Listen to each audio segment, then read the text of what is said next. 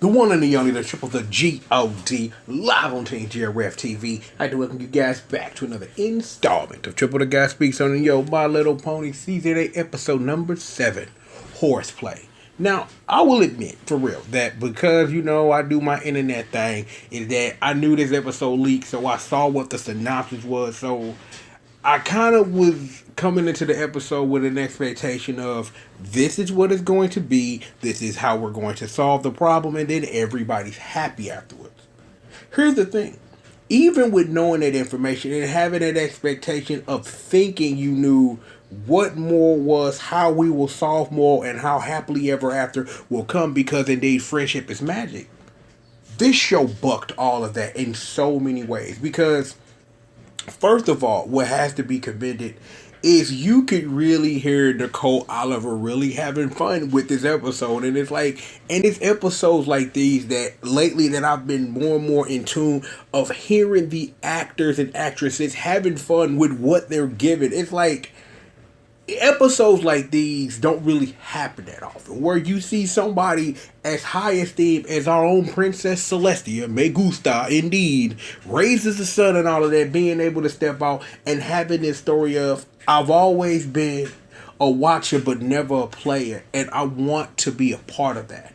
Yeah, Twilight completely, utterly misunderstood what Celestia meant, even though Celestia was semi-vague about it, and it set up her and caused this problem that we then have to solve. There was a whole bunch of Applejack being Applejack, or just tell the damn truth, why don't you, so we can solve the problem. But what would fun would be in that if we just sit up here and have Mad Cat High J of, hey, well maybe if we cancel it now, we ain't gotta say nothing. Yeah, Rainbow Dash telling everybody was really good.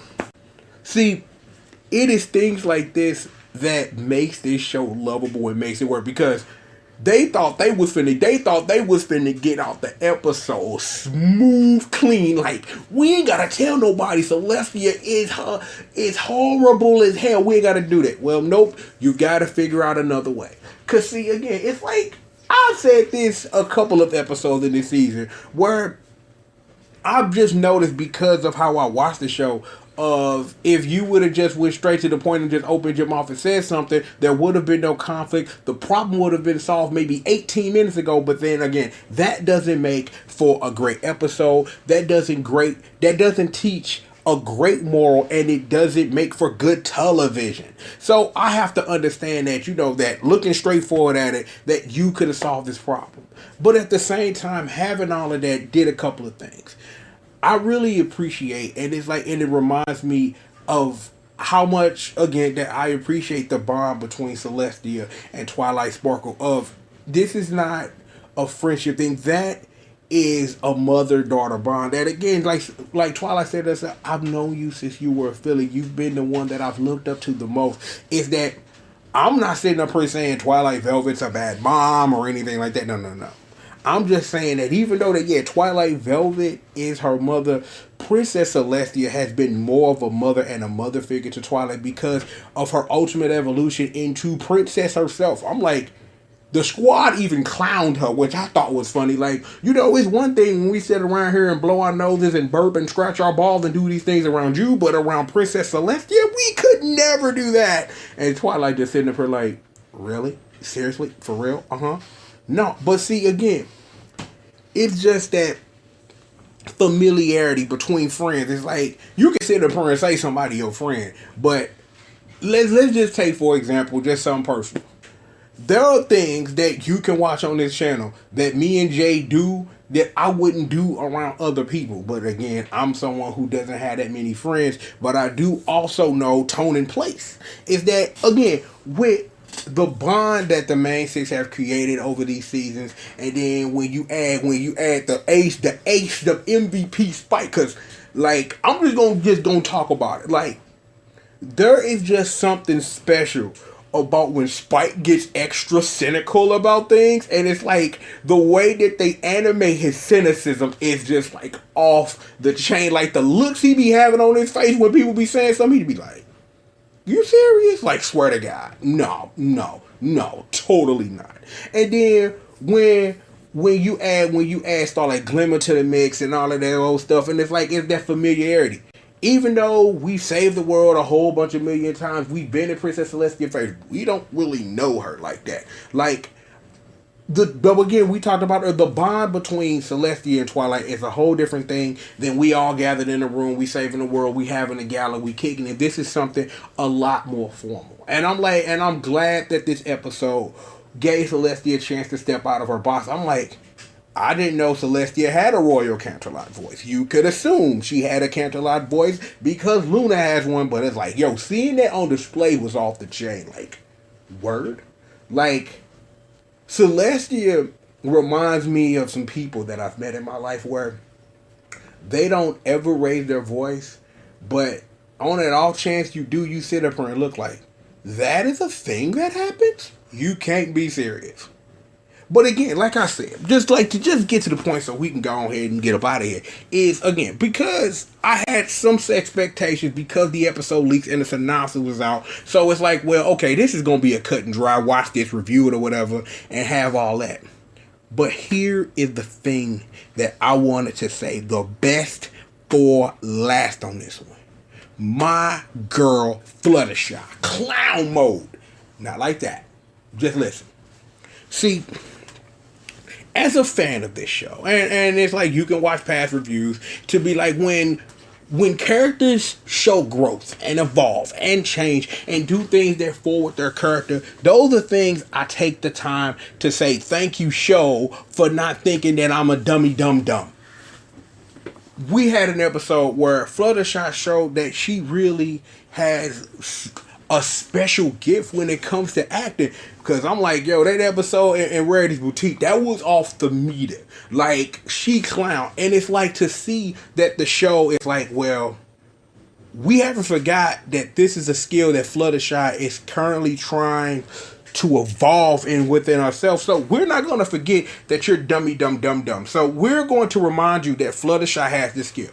Because trust me, I have watched many a show in my day where somebody will do something out of character one time, and it would be something if they did it every now and then to remind you that this person is a little more one-dimensional than this thing that they did one time, which would make them better characters. But the show is like, we don't have time, or we just forgot because we don't care.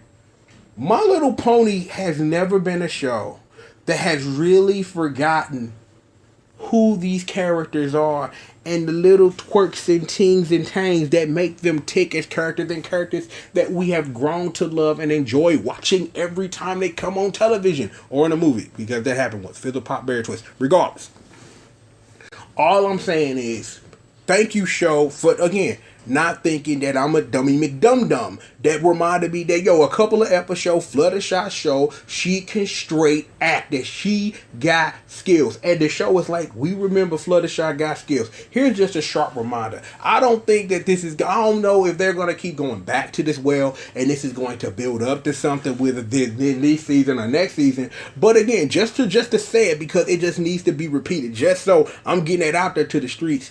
I appreciate the show not thinking I'm stupid and that I forgot a thing. Thank you, My Little Pony, for reminding me that I'm not a dummy McDum. I appreciate it. Episode was off the chain. Episode just off the chain, period. Nicole Oliver killed it. When actors and actresses really try to bring it, because it's like this episode really brought a real dimension and a real growth to Celestia, because you didn't know that.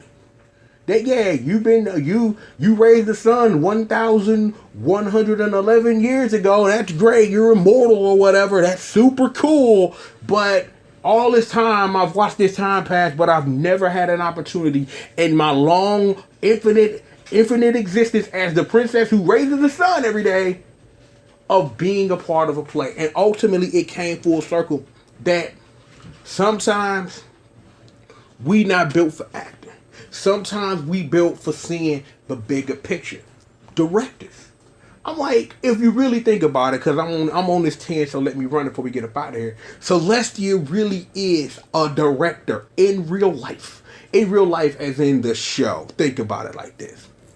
Celestia is a baller shot caller. The princess. I raised the sun and the moon while I locked my sister in the moon, because now that's gangster. Because that's gangster.